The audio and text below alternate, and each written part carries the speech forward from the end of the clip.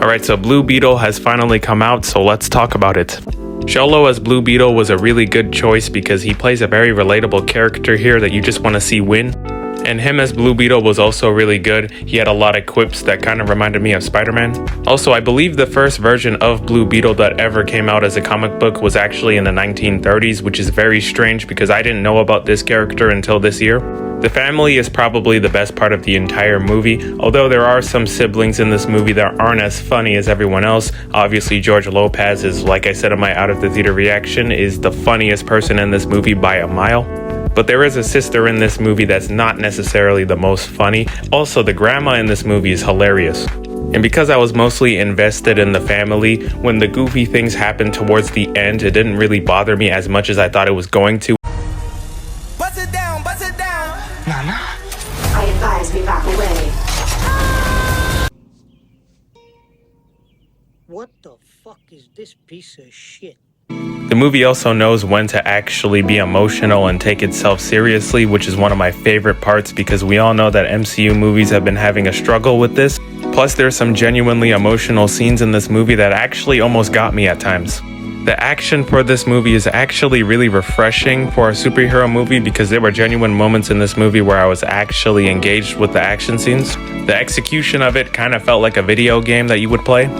The pacing for this movie was also really good. I never really felt the need to check my phone unless I was looking at my subscriber count, which, by the way, thank you guys for 700 subscribers.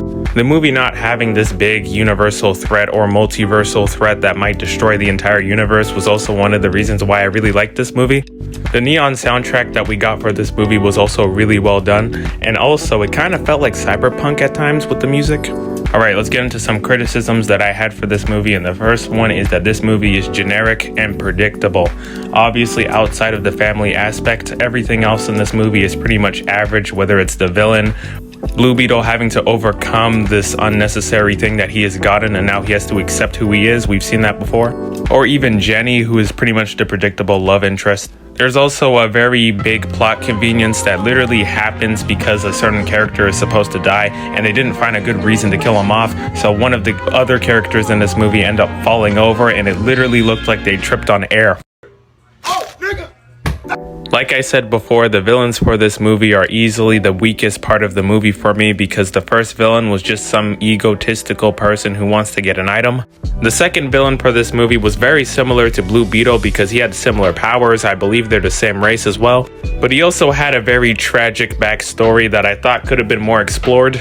Which leads to my next point, which isn't necessarily a criticism, it's just something I think should happen, which I think Blue Beetle moving forward should be a HBO Max show. It will give us more time to fall in love with the family, fall in love with Blue Beetle himself, and even make sure that the villains are much better. But overall, guys, although I do think there's a lot of generic bland stuff about Blue Beetle, what makes it a lot better than most superhero movies is the fact that it has that really strong family story. And if you go see this movie, I think you won't have a bad time watching it.